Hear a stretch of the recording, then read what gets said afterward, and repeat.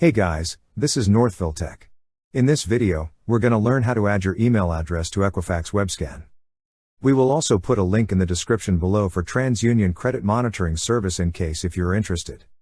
To start, open the website equifax.com. Then click on Login. On the drop-down list, you will see a section for My Equifax. Under it is a Login button. Click on the Login button. Now, sign in with your email address and password. On the left side menu, you will see an option for Webscan. Click on Webscan. Under Webscan, you will see a section for email address. Beside it is an option that says Add New. Click on Add New. On the pop-up window, enter the email address you wish to add. After entering, click on Add.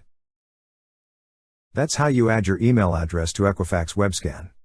Thank you so much guys for watching, and if you have not yet subscribed to our YouTube channel, please subscribe to our YouTube channel as we create tech videos related to financial apps almost every day.